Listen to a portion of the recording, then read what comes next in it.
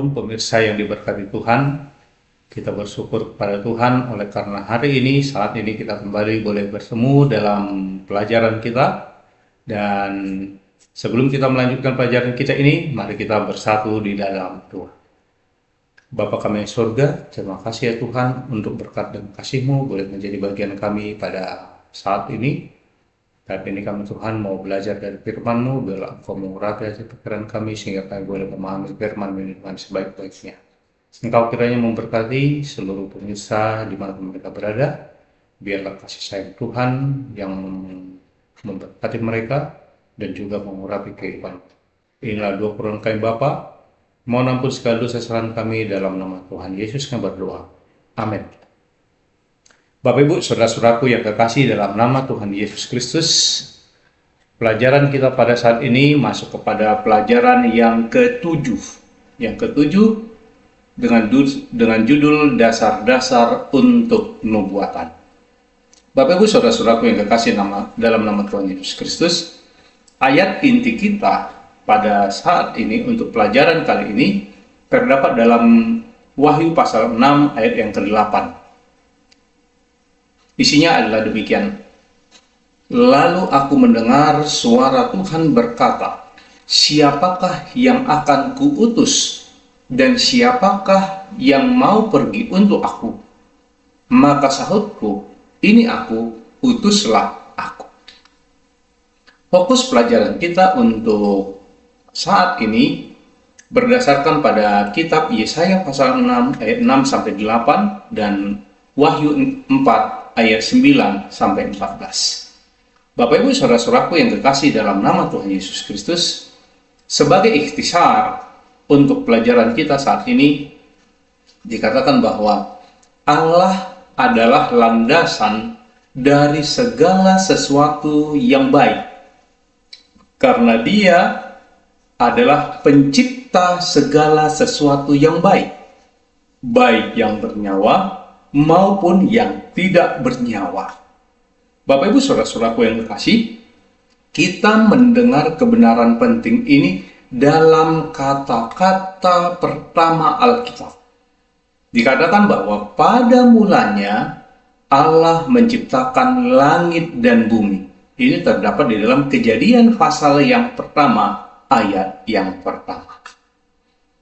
Dalam frasa bahasa Ibrani, kata kerja menciptakan ini mendahului kata benda Allah, sebuah cara untuk menegaskan bahwa karena Allah adalah sang pencipta, maka Dia adalah Allah. Dalam pelajaran saat ini Bapak Ibu saudara-saudaraku, kita akan merenungkan pentingnya kebenaran yang mendasar ini, yang menjadi dasar dari 3 penyataan Allah dalam Alkitab. Perhatian kita pertama-tama akan berfokus pada tahta Allah di surga. Karena Allah adalah penyebab dari segala sesuatu dan segala sesuatu bergantung padanya, Allah adalah Raja yang memerintah atas segala sesuatu, Bapak Ibu sekalian. Karena itu, Allah digambarkan sebagai Raja di atas segala raja yang duduk di atas tahtanya di surga. Ini kita bisa lihat penekanannya di dalam Yesaya pasal 6 ayat 1, ayat 6 sampai 8, lalu Wahyu 4 ayat 9 sampai 11. Bapak Ibu saudara-saudaraku yang kekasih, kemudian perhatian kita akan beralih pada tahta Allah di bumi. Karena Allah memerintah alam semesta, tahtanya juga memiliki kekuasaan atas bumi. Dalam bagian kedua ini Bapak Ibu sekalian, kita akan belajar tentang pemerintahan Allah di bumi, di Taman Eden dan kemudian di Israel, sehubungan dengan tabut perjanjian dan bahkan di Sion yang digambarkan sebagai tempat tahta Allah. Di bagian yang ketiga Bapak Ibu saudara-saudaraku, kita akan berfokus pada pengharapan kita akan tahta Allah di masa depan, di Yerusalem baru, di surga. Dan sebagai penutup, kita akan mempertimbangkan pelajaran berikut ini. Apa artinya bagi kita dalam kehidupan kita saat ini memiliki tahta Allah di dalam hati kita saat ini? Bapak Ibu saudara-saudaraku yang kekasih dalam nama Tuhan Yesus Kristus, sebagai komentar untuk pelajaran kita pada saat ini, kita melihat subtopik yang berikutnya adalah tahta Allah di surga. Keberadaan tahta Allah di surga, Bapak Ibu sekalian, sudah ada sebelum penciptaan bumi. Menurut kitab Yeremia, tempat ini sudah ada sejak awal penciptaan alam semesta. Yeremia 17 ayat yang ke-12. Dalam konteks surgawi inilah, Bapak Ibu sekalian, pemberontakan pertama Lucifer terjadi dan menjadi asal mula kejahatan. Kesaksian ini penting karena menunjukkan bahwa masalah kejahatan adalah masalah kosmik yang juga menyangkut dunia-dunia lain, bukan hanya bumi. Satu-satunya solusi untuk masalah kejahatan adalah solusi kosmik. Dan oleh karena itu, solusi tersebut haruslah berupa pengusiran Lucifer. Wahyu pasal 20 ayat 7 sampai dengan 10. Bapak Ibu saudara-saudaraku yang kekasih dalam nama Tuhan Yesus Kristus, Yesaya menggambarkan tahta Allah sebagai tempat di mana makhluk-makhluk surgawi melayani, memuji, dan menyembah Raja alam semesta. Dikatakan, aku melihat Tuhan duduk di atas tahta yang tinggi dan menjulang. Yesaya pasal 6 ayat yang pertama. Situasi tahta di surga kaya dengan sejumlah gagasan mengenai realitas ilahi dan dengan pelajaran yang menjadi perhatian kita, Bapak Ibu sekalian. Gagasan pertama yang diungkapkan oleh gambaran tahta melambangkan kerajaan, diungkapkan secara simbolisme. Sebagai raja, Bapak Ibu sekalian, sebagai raja atas segala ciptaan, Allah memerintah dan mengendalikan seluruh alam semesta. Bagi kita, Bapak Ibu, gagasan ini menyiratkan ketaatan pada hukum-hukumnya dan kepercayaan pada kuasa dan kepemimpinannya. Lebih jauh lagi, Bapak Ibu sekalian, karena kerajaan sering dikaitkan dengan fungsi hakim yang terdapat dalam Mazmur pasal 122 ayat yang kelima, maka semua ciptaan termasuk manusia harus memandang Allah sebagai hakim mereka. Yang berarti Allah adalah pribadi yang melihat dan dapat mengevaluasi semua tindakan kita, baik maupun yang buruk. Pengkhotbah pasal 12 ayat yang ke-14. Bapak Ibu saudara-saudaraku yang kekasih, tidak hanya itu. Kita melihat bahwa Allah adalah Dia yang akan menyelamatkan kita dari kejahatan. Dalam Alkitab, hakim juga merupakan penyelamatan, Bapak Ibu sekalian. Ini kita bisa lihat dalam Hakim-Hakim 3 ayat 9 dan 15, lalu Hakim-Hakim 6 ayat 36, Hakim-Hakim 12 ayat yang ketiga.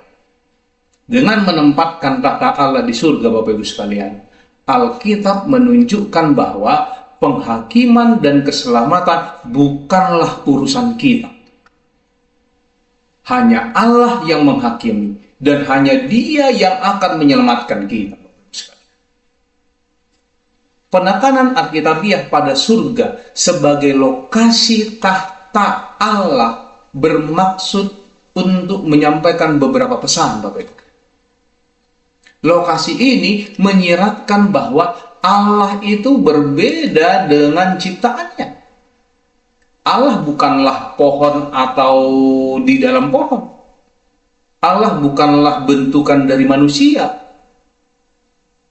Allah adalah sang pencipta jauh dari bumi, dan oleh karena ia tidak dapat dijangkau dan di luar jangkauan kita, maka Allah ada di surga dan engkau di bumi. Oleh sebab itu, biarlah perkataanmu sedikit. Pengkhotbah 5 ayat. Teologi apapun, Bapak Ibu Saudara-saudaraku, deskripsi manusia apapun tentang Allah tidak memadai karena Allah berada di luar pemahaman kita. Ayub pasal 11 ayat 7 sampai 12, Ayub pasal 36 ayat 26, dan Yesaya 55 ayat 8 dan 9. Bapak Ibu Saudara-saudaraku, ketika kita berdoa kepada Allah, kata-kata kita dan bahkan keheningan kita harus mencerminkan rasa hormat.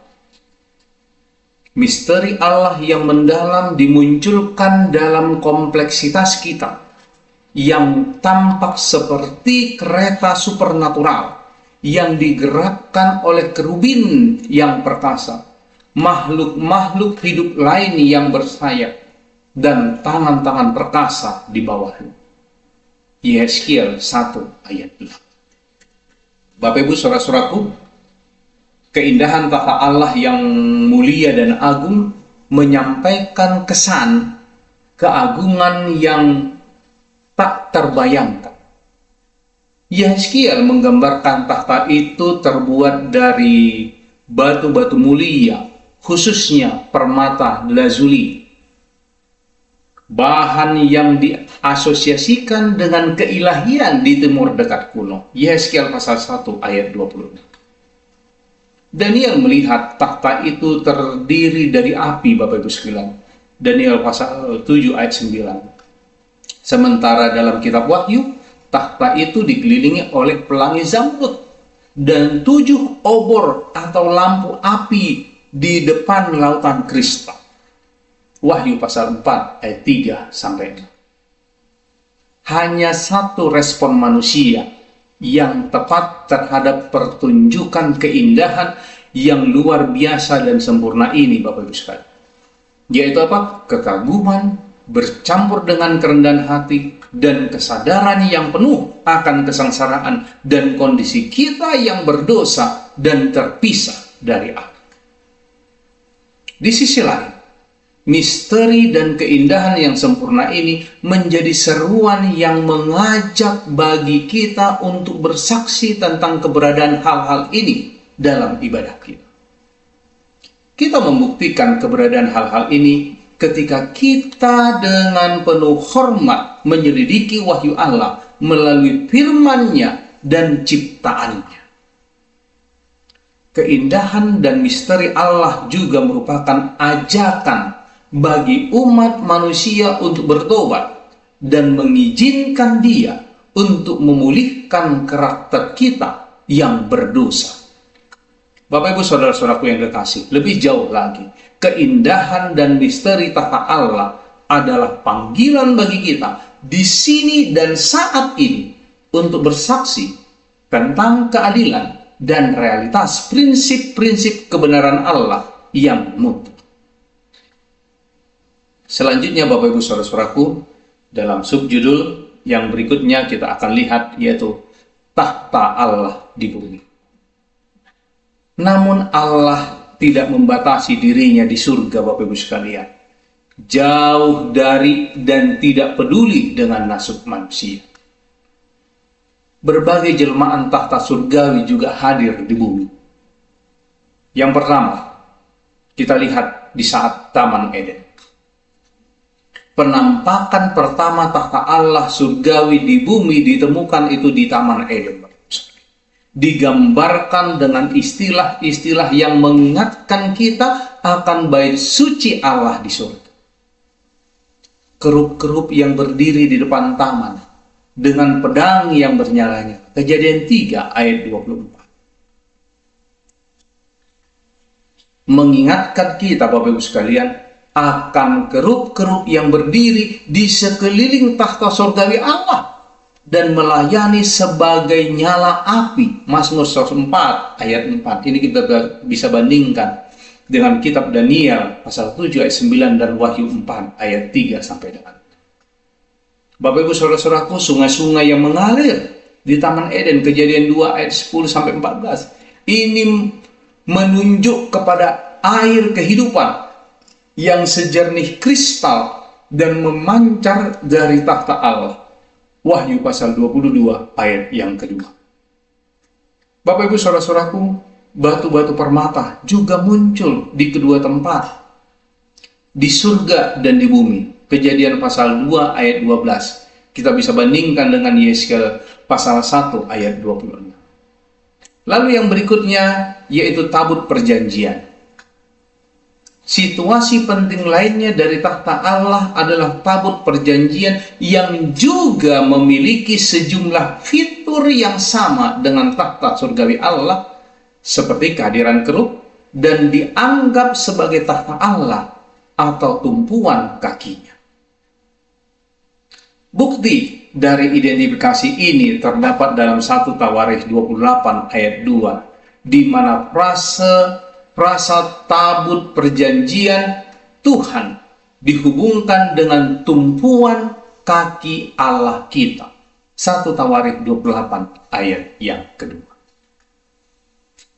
Ini adalah tempat, Bapak Ibu sekalian, seperti halnya takhta-takhta lainnya, di mana penghakiman akan terjadi.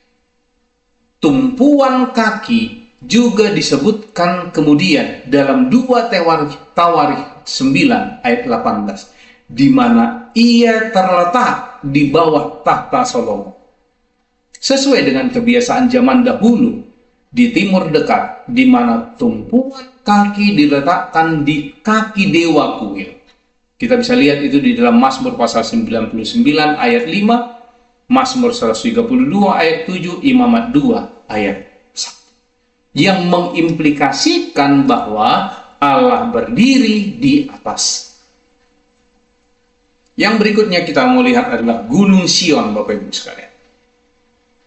Ketika bangsa Israel telah menetap di negeri mereka, mereka meletakkan tabut perjanjian di Bait Suci Yerusalem, di Gunung Sion.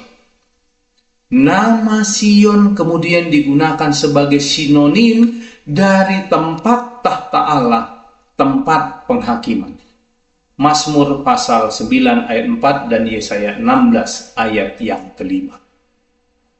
Maka Bapak Ibu sekalian, semua gagasan sebelumnya tentang takhta Allah dipindahkan ke Sion, di mana Allah bersemayam dan menghakimi bangsa-bangsa. Mazmur pasal 9 ayat 11 sampai 15. Alur pemikiran ini akan berlanjut dalam perjanjian baru, di mana Kristus dan para rasulnya akan duduk di atas takhta untuk menghakimi dunia.